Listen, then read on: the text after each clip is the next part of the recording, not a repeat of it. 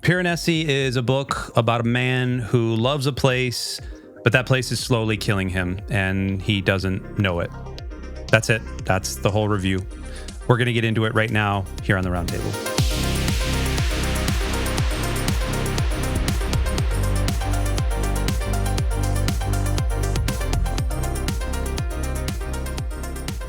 Great.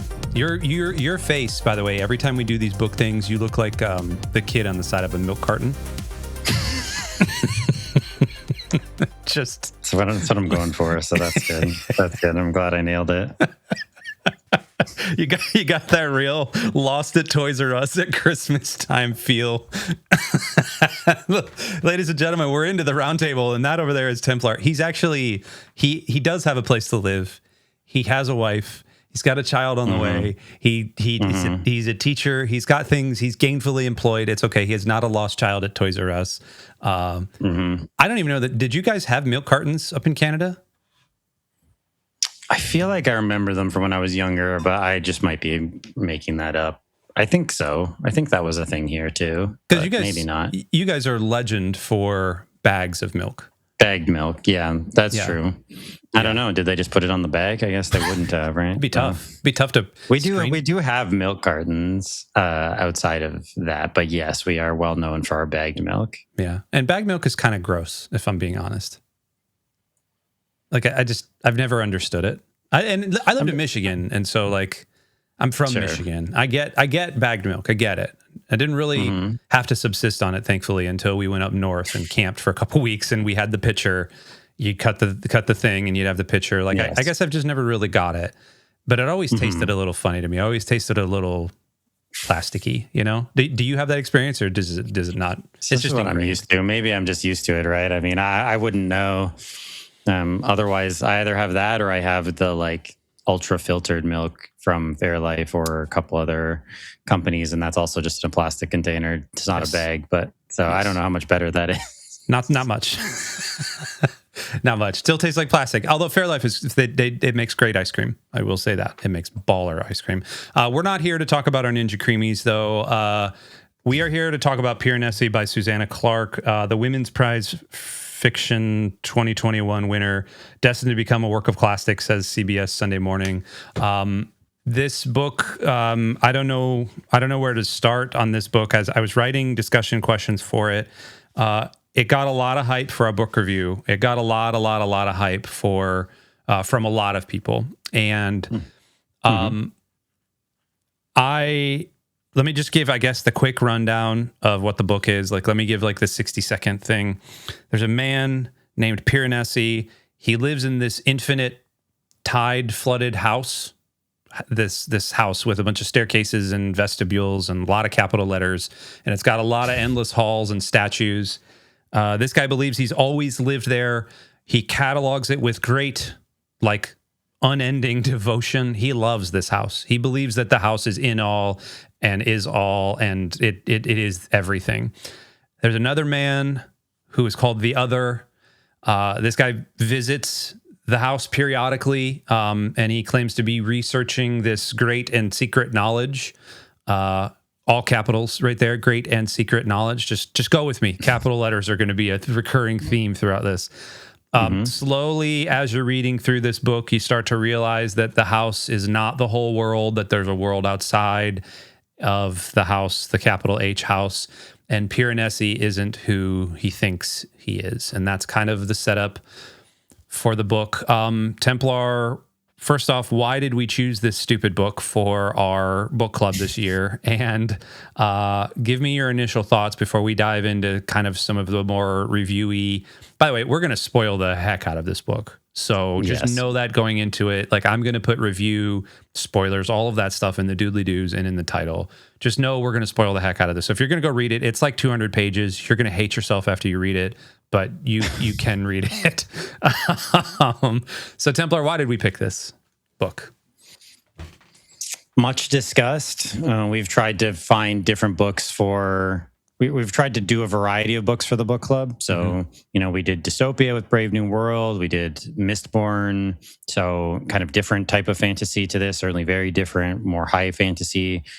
We did Catch-22, kind of historical absurdist fiction, like modernist, postmodern, I think, in terms of structure, like the kind of cyclical structure and not non-linear, that sort of thing.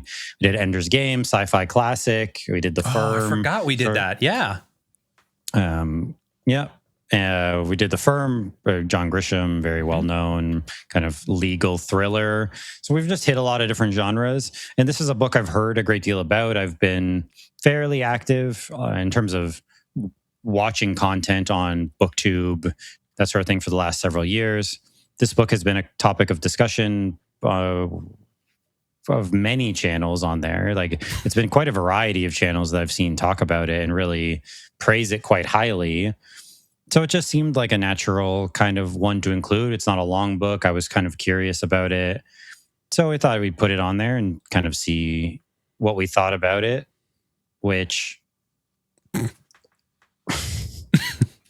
Well, we'll get there. Okay. We'll get there. We'll get there because there are some things we need to get through. I want. Here's how I think we can structure this episode. And you can tell me. We're going to just do this in front of the camera. Tell me if I'm being stupid, but I think we talk about the first couple of chapters because it's a weird opening.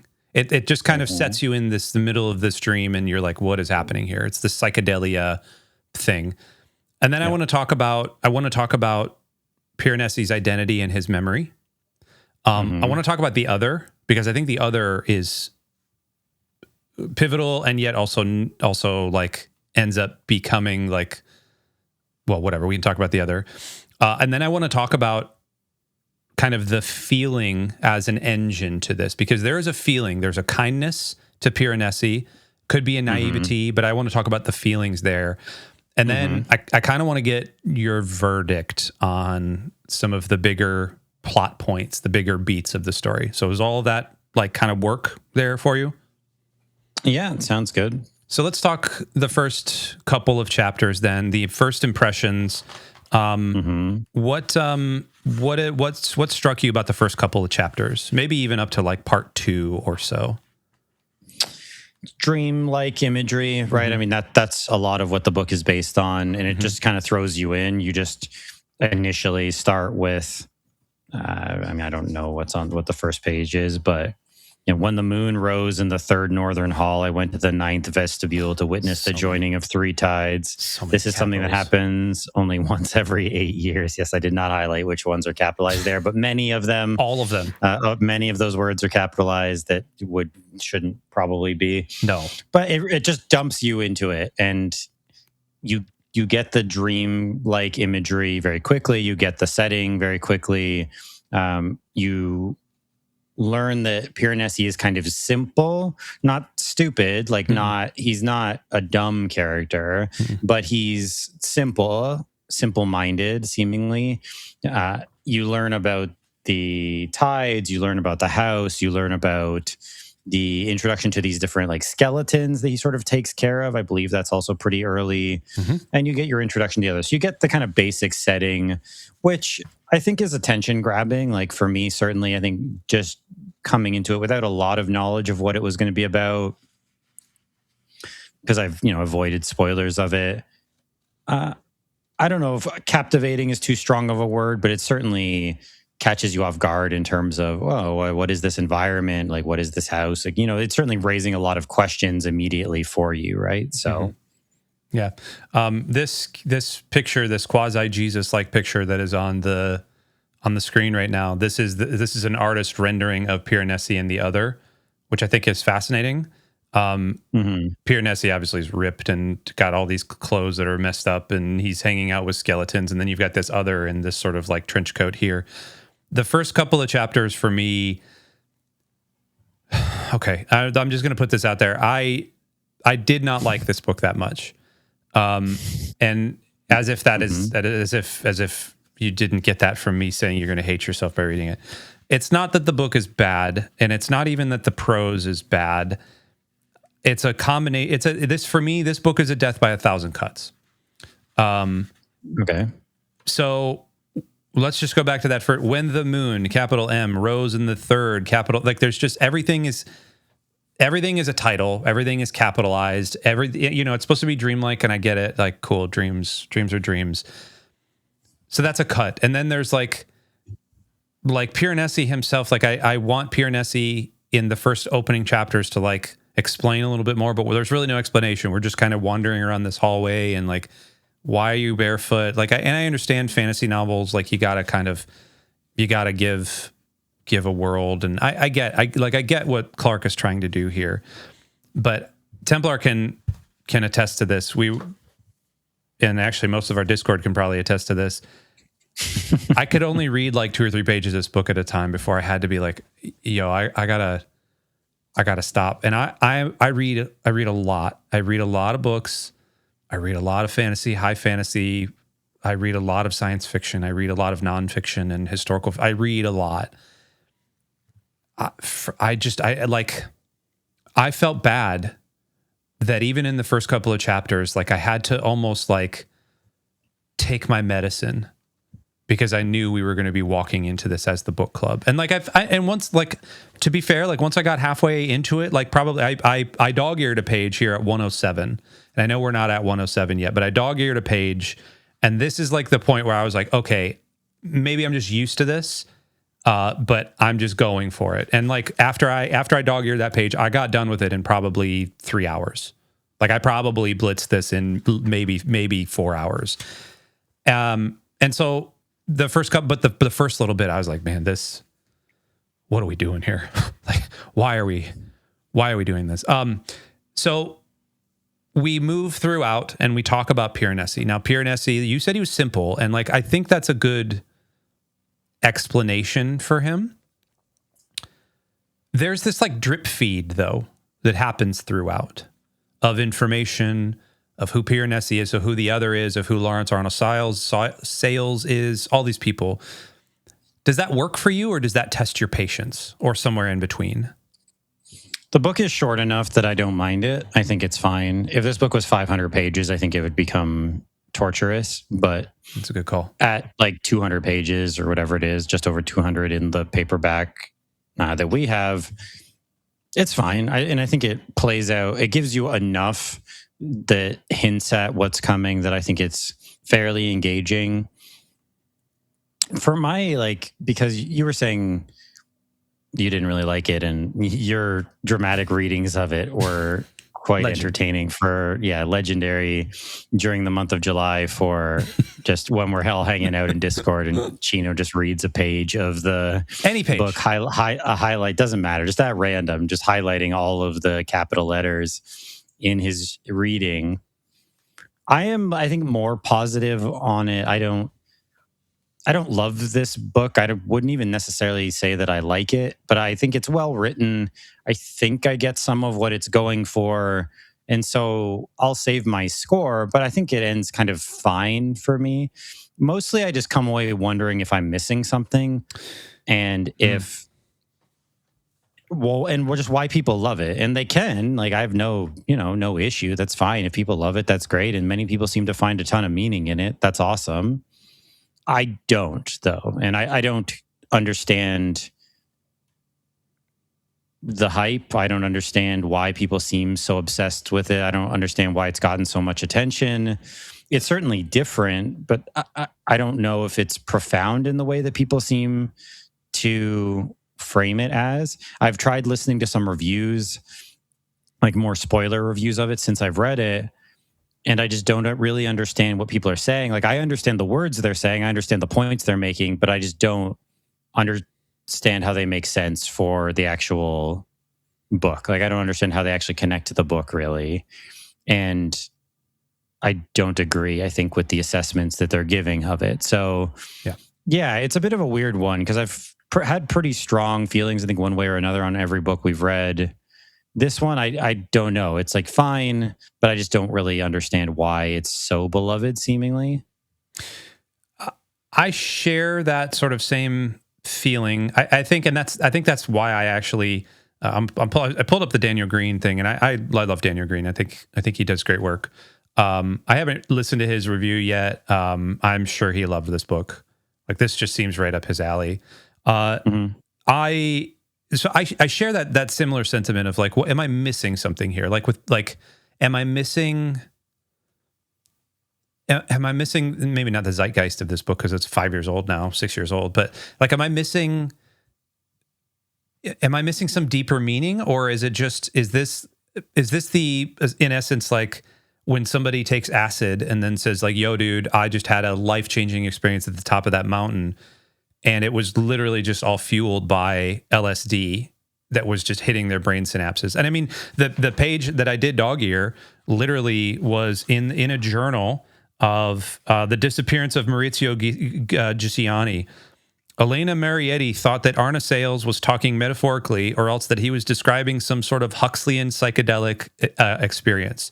And like, that's what this book feels like, is a Huxleyan psychedelic experience. And like, maybe that's what you and I are missing. Like, we just didn't drop enough acid before we read this book. And like, I don't know. So let's talk Piranesi, or let's talk the other. I want to talk the other first before we get into kind of the other people here, the capital O other, because everything's a freaking capital. He abuses Piranesi like throughout the book. He hates him. Yes. And Piranesi looks up to him up until really the very end. But even as he's like shooting at him, even as the other is shooting at Piranesi, he's still trying to save him with a raft, which is just cool. Which we'll talk about kindness and feeling in a second. But I think there's a line between curiosity and using someone, obviously. What is he trying to accomplish in this book? Like, who is he, and like, what is he there for? The other seems like an archetype of someone who just wants to use whatever situation they're in to gain power. And because his purpose is to gain this mystical knowledge, or this great knowledge and power, right? And the research that Piranesi is helping the other with, which that's how we're introduced to the other, is Piranesi talks about he helps him with his research.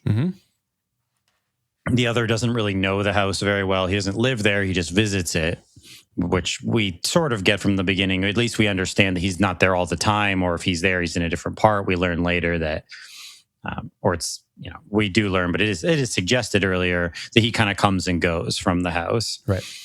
Piranesi's there all the time. He knows the house very, very well. He knows all the vestibules and all the different statues and the different rooms. Not all of them, but like at least within a pretty decent area around him, he knows them all. So he helps the other with this. And the other seems to want to come there to do certain types of rituals to gain whatever power kind of created this place. We learn later that this place was seemingly created by magic that has kind of left the world and created this sort of alternate dimension on its way out. So the other to me is that it's in any situation, the person that's looking for how can they gain power, how can they gain influence, how can they have control over others. And he has control over Piranesi, even if Piranesi doesn't really know it, or kind of does, but doesn't really understand it. And then certainly we learn later that the other brought him here against his will and imprisoned him here essentially, and that the house has like wiped Piranesi's memory. So we get the kind of crimes of the other unfolding or being revealed to us over the course of the book. But to me, he's just really that archetype of someone who's always looking for an advantage or power over others and wants to use whatever situation they're in to gain additional power. Because that seems to be what he's doing, is he wants to use the house as a means to an end. That he doesn't sort of appreciate the house like Piranesi does, who seems to just appreciate the beauty of the house or the majesty or the whimsy, the whatever. You could put a lot of different things there. The other wants it to gain something. He doesn't really care about the house. He doesn't care about the tides. He doesn't care about the statues. He cares about what he can gain from it. And I think that's largely what it's a criticism of, or what that archetype is showing, I think. Yeah, I mean, the one of the main things that I kept reading was that this is Susanna Clarke's way of hitting back at the academic culture, academia, higher level academia. Because you have Lawrence Arnold Sales, who is sort of this, you can call him a neophyte, but he is sort of this like big name professor who discovers this alternate universe, and he's puts these people in these magic incantations, and essentially he finds the vestibule, or he finds the innumerable halls. And then he starts writing all these books. Well, he gets some disciples and he treats them very poorly, which is seen throughout academia as well. One of them is Dr. Ketterly, who is the other. Dr. Ketterly then is approached by this reporter, Matthew Rose Sorensen, who one night he just takes him captive and throws him in the hall and then never lets him leave. And he becomes Piranesi. His mind gradually leaves him and he becomes Piranesi. And so the critique that has been said that Clarke is trying to make is, look, we've got these professors that are tenured, that are sitting there forever. They treat their underlings like crap. And because they treat their underlings like crap, those underlings also treat their underlings like crap. And pretty soon there's bodies behind the bus type of thing as we're backing up over them. And I get that. I think it's a pretty cumbersome metaphor, I think, if we're going that far, because it reads to me more like a cult leader than anything. Like Lawrence Arnold Sales is a cult leader. This is more like an L. Ron Hubbard Scientology thing, versus academia. I don't know. Am I off course there? Am I missing something? I don't know. I didn't read that into it, so I can understand if that's what she's going for, or if that's theorizing what she's going for. When I finished it, I had some ideas of some of the themes that the book is sort of plumbing. I don't know if that's the criticism she was going for. If it is, then okay. I know I've read that I've had a couple of people mention, because I've mentioned some of my thoughts of this book in another Discord, and I know someone said that, and I think in some of the reviews I read, they also said that Clarke was going through like a very difficult time when she wrote this, and I think she was dealing with a number of health issues. Chronic like she was kind of syndrome. almost right, and so she was kind of stuck in her house. She went out like a little bit, so I guess you can see the sort of trapped in a house, like, I mean, just in a very literal sense. But so I think you can see some of that come through. That doesn't really change my evaluation of the book, because the situation the author was in when they wrote it doesn't change my evaluation of it. Mm-hmm. Although it might help you and helps me maybe understand some of why she wrote it, or why she went with some of the imagery she went with. But that's about it. Like, so I have some idea of some of the themes. In terms of its criticisms of academia, I agree with you that I read it more as a cult thing. Like, it's more because you get these examples of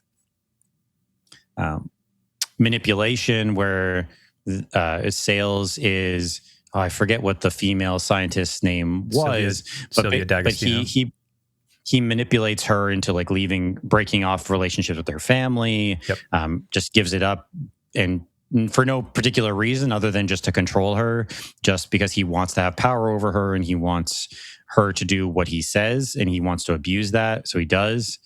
So yeah, I read it more as a cult leader thing like you did, rather than some kind of criticism of academia. But if that's there, that's interesting. I just haven't really examined that too much. Yeah. So, okay. So we're talking about feeling that, like that general overall feeling of the book feels very dreamy and dreamlike, but also floaty, and again, feels very psychedelic. And I get that, and I understand that. Having taken psychedelics in my life, I completely understand that feeling. I get it. There's a weird floatiness to it. There's a weird all-overness to it. A lack of control almost, but like it's a lack of control, and you're kind of okay with it. Like you're just smiling along the way. Piranesi, in the end, is approached by this person that you just saw on screen. Here, let me pull her back up. She's called 16 because he's the 16th person that that Piranesi has discovered. But her name is Raphael. She's a police officer who's been trying to track people down and has been on this case for a while, and finally cracks the code on how to get in here and all these other things. The end of the story is that Piranesi doesn't really do anything. He kind of saves Raphael. There's this real sort of like who is in The Perfect Storm? Was that Matthew McConaughey? Like there's this real sort of Matthew McConaughey perfect storm mentality. There's a bunch of floods that are happening. There's a whole bunch of crap that is happening in the halls. And Raphael shows up with a raft to try to help. And instead of jumping in the raft, Piranesi throws the raft to the other and gets Raphael up into this big statue, whatever. The long story short is Piranesi survives all of this by decency and not by any treachery, kind of going against everything. Does the ending land with you, especially after then Piranesi develops like essentially a third personality, not Matthew Rose Sorensen, who starts to bleed in, not Piranesi, but then kind of this like third personality who gets taken out of the halls and like goes and visits visits London, we're assuming, and goes down to Battersea and like goes and sees snow. Like, I don't know. Does it land with you? Does the decency work for you? Like how does the last probably 50 pages feel to you? I think it's an interesting ending. I think it's darker than the book wants to make it seem like it is, or the book seems to be presenting it as, because Matthew Rose Sorensen is essentially dead, right? Like he's kind of murdered by the house, like in a way. Yeah. I mean, and part of, I think the theme, one of the themes it's getting at is, how do memories define you? You know, who are you if you lose your memories? Like, what does that make you? And I think there's lots of interesting conversations there. But Matthew Rose Sorensen, and maybe the suggestion is that there will be more memories that the person regains as time goes on. But you get these initial flashes early in the book because the other mentions like where he lives. I think he mentions, I forget what the name is, but he mentions the name of like where he lives, which kind of triggers something in Piranesi, that he sees some like imagery of that sort of previous life.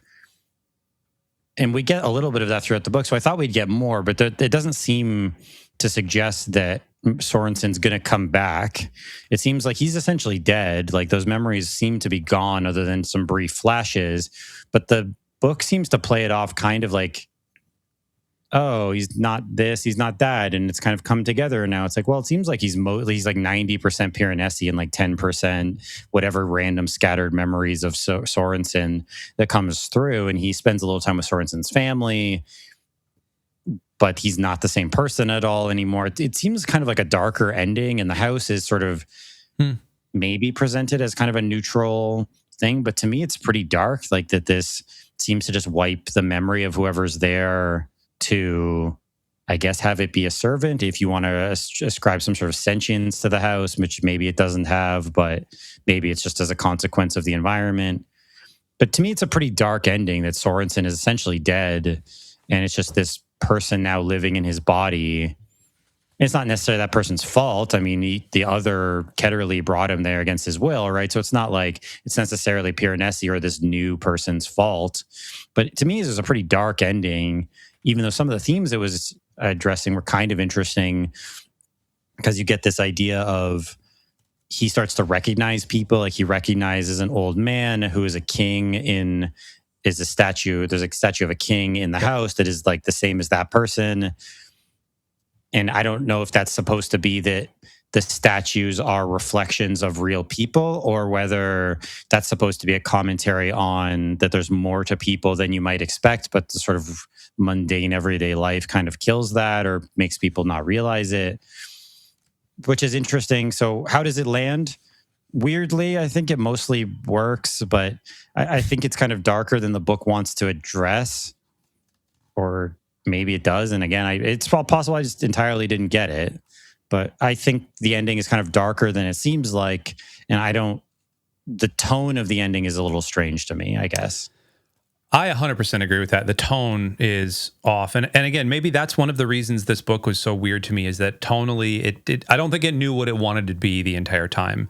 Did it want to be this sort of like fantasy, psychedelic fantasy, trippy book? Great. But then there was also these weird sort of like murderous undertones, these cultish undertones. Yeah, that last paragraph, people were walking up and down on the path. An old man passed me. He looked sad and tired. He had broken veins on his cheeks and a bristly white beard. And as he screwed up his eyes against the falling snow, I realized I knew him. He's depicted on the northern wall of the 48th Western Hall. None of that is capitalized, by the way. don't know what we're doing here. Maybe this is because it's not Piranesi or Rose Sorensen. This is the third idiot. He is shown as a king with a little model of a walled city in one hand, while the other hand he raises in a blessing. I wanted to seize hold of him and say to him, in another world, you are a king, noble and good. I have seen it. But I hesitated too long and he disappeared into the crowd. Okay, like, cool, man. I don't know how to land that. But then the very last line is the beauty, capital B, of the house, capital H, is immeasurable. It's kindness, capital K, infinite. That's how the book ends. Which I don't know what to make of. I don't know what to make of that. Maybe that's supposed to be like ironic in some way or something. Because to me, the house is kind of horrifying in terms of what it does to you. Yeah. Like, so again, and maybe that is the intention.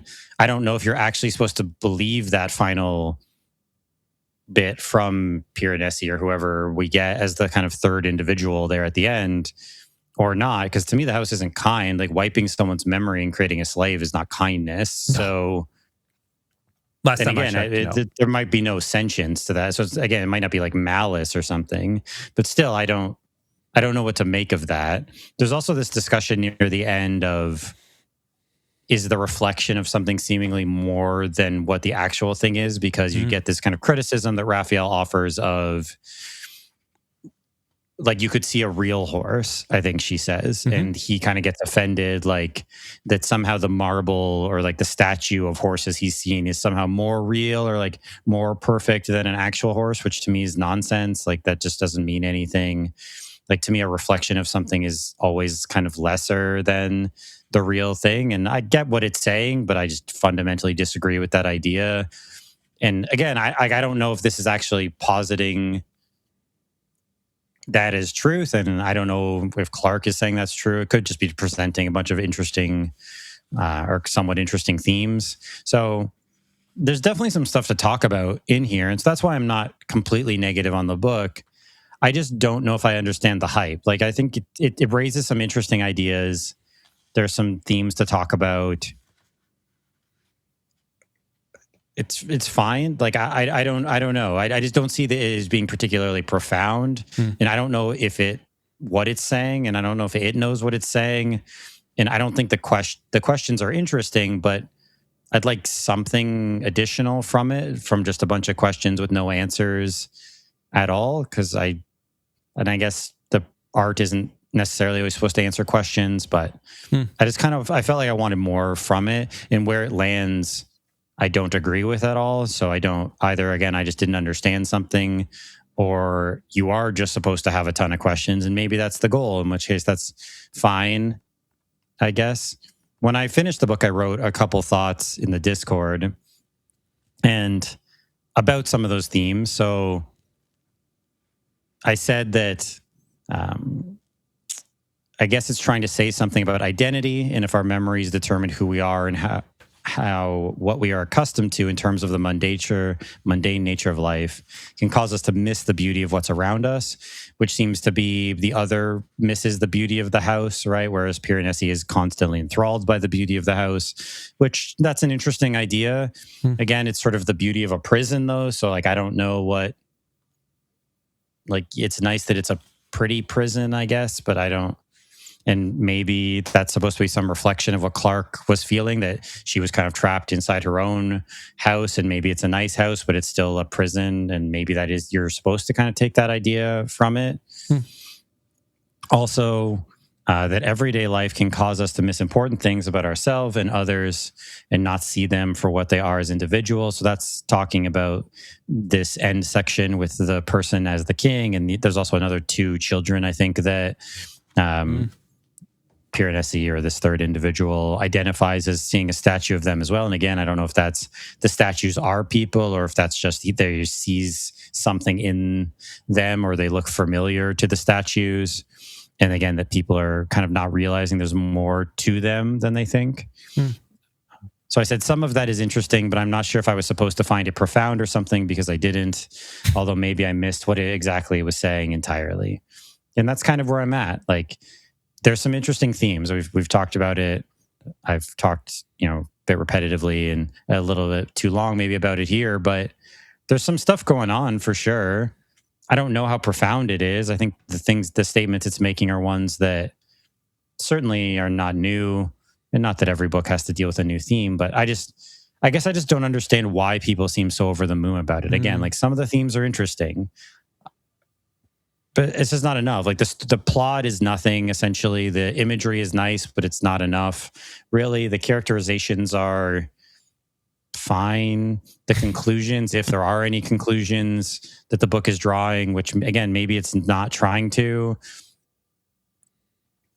are poor. If those are, if some of the ideas it's presenting are actually supposed to be what we're supposed to take away from it, like that the kindness of the house and all that nonsense. Like I don't know. So again, I'm kind of mixed because there's interesting ideas, but to what end?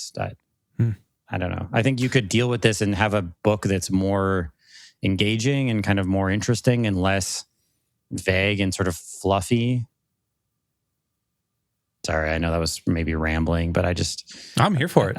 I don't know what to make of. I just don't know what to make of this book necessarily. And genuinely, again, shout out to anyone who loves it. That's great. Yes. And maybe I am totally missing something, and maybe I just don't get it. And I absolutely acknowledge that maybe I just don't, or maybe this just isn't for me. Like this just isn't my thing. Because this type of writing is fine. It's nice. I'm not that into it. It's well written, but this type of super fluffy writing is not really, I'm not really that interested in it. Yep. So I agree. Who is this book for then? A lot of people that aren't us, apparently. Because again, like it's an incredibly popular book. Like incredibly popular, and that's awesome. Shout out to Susanna Clarke. Her other book, I think Mr. Morel, I think it's called, is also super popular. So great. And but just seemingly not for me. I don't know. I don't know who it's for. Who do you think it's for? People that love capital letters. Just big fans of capitalization. That's the market. Yeah, just like let me know how much you love capital letters and it's for you. No, I think if I was in a different space in my life, if I was a little younger, if I was really feeling myself, I'd probably like this book a little bit more. Like if I was really feeling like metaphysical, exploratory, I'd probably maybe not like this book. I probably would have tolerated this book a little bit more than just like medicine that I didn't want to take. But I don't. Like I'm just going to my score is a 5 out of 10. And that's being generous. Yeah. I think I'm a little bit higher on it. I've debated whether to give it a 6 or a 7. Probably a 6. I'm inclined a little bit towards 7 just because I think there are some interesting themes. Like to what end, I don't know. And again, maybe it's just asking questions and not trying to provide any answers, which, plenty of art does that. Fine. Yeah. But it does seem to present some conclusions, and I just basically disagree with all of those conclusions. And I don't find it magical. I find most of Piranesi's just frustrating and kind of annoying and foolish more than anything. And so it just doesn't land for me. But it's well written, and if you're into very dreamlike language and capitals and the idea of existing in a labyrinth and brainwashing and whatever cults. Oh, and seaweed. If you like seaweed, this is the book for you. Love seaweed. It's a big seaweed book. It's a big seaweed book. A lot of seaweed leather, fish leather.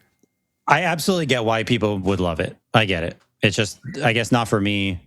And I've made my point. It's fine. I don't need to repeat it, but it's I'm here fine. for it. And shout out to all the people who love it. But yeah, it's probably a 6 out of 10 for me. Cool ideas, some stuff to unpack. I don't know if it's as deep as it thinks it is. That's about it. Take that, Susanna. Don't know if it's as deep as I think it is. That's just a freaking book drop right there. That needs to be our thing. I'm not even trying to dump on the book. Genuinely, no, it's well written. Like nothing against Susanna Clarke, nothing against anyone who likes it. It's just not for me. I think it's just not for me, or I just didn't get it, which is entirely possible, and I just didn't get it. Who am I to judge? I hated it. I hated it 5 out of 10. It's It is not even middle of the road for me. A 6 out of 10. It's not even middle of the road. It's lower than middle of the road for me. In terms of my enjoyment of the book, it's like lower, right? I'm giving it a 6 because there's some cool stuff in it, Sure. and it's well written, and some of the themes are interesting. Like, that's why I'm giving it a 6. In terms of my personal like enjoyment, it's like a 3, right? It's tedious. The book is so tedious. But I'm bumping it up because there's enough in there that I acknowledge and sort of have some respect for, even if I'm not into it. So. Yeah. Anyway, I think we've made our point. I'm reading Terry Pratchett. That's way better than this. Go read Terry Pratchett. I'm reading that Brandon Sanderson. I don't know if you can see it on my Kobo here. Shadows of Self. Yes. Shadows of Self. There it is. It's nice and colorful. But the real book that we need to talk about for next month's book club is, of course, Robert Penn Warren's masterpiece, All the King's Men. You're going to have feelings about this book one way or the other. I also cannot escape Piranesi because on page 65, there were big steel engravings on the wall by Piranesi in the heavy scrollwork frames, the Tiber, the Colosseum, some ruined temple. Piranesi is freaking everywhere. This book, it is as much of a 180 from Piranesi as you can get. I think it is very prosaic. There's a lot of description. If you like words, there's a heck of a lot of words in this book. But there's some stories and some shooting and some illicit parentage and some people. There's football, American football. There's smoking cigarettes. There's a whole bunch of stuff in here. So All the King's Men, sure. Man. It's like returning to a nice warm hug from 30 years ago for me. So you haven't started it yet? I have not started it. I've never read it. So I think, Chino wasn't bearing the lead there on what his opinion on the book is for next month. I'm only 90 pages into it again. So I will say it's captivating me again. I will also say that I remember 18-year-old and 16-year-old me when I first read this. I remember why it pulled me in so quickly. Now we can give the review later, but I can remember why it was pulling me in the first place. That's all I'll say. Sure. That's a tease. But that's for our next. You can join the book club at discord.gg/LexDigitalChurch. I'm doing the plug this time. Also, in the doodly-doos below, Templar is our lead admin over there. I'm one of the pastors over there. Head there. We've got a book club thread hanging out. We've also got a lot of really cool stuff happening all throughout the month of, we're almost into August. Can you believe that? We're almost into August. What the heck? Always goes quick, man. Summer always goes quick. I know. Templar, anything before I hit finish on this on this recording? Yeah, join the Discord. Feel free to tell us in the comments of this video or wherever why we're uneducated swine who just didn't understand the brilliance of Piranesi. Make Feel sure free to to use as many us. capitals as possible, please. Join the Discord. Tell us why we're wrong over there. Feel free to tell us why we're wrong in as many places as you possibly can. Yep. So yeah, we appreciate you checking out the video. Check out the Discord. There's lots of cool stuff going on there. Gaming, books, a lot of book content. There's a few other book clubs being run, like sort of special interest stuff during the month of August as well. And it's a cool church with cool pastors and cool people. So, hey, jump in. Love it. Thanks for joining in, everybody. We'll see you on the next episode. Toodles.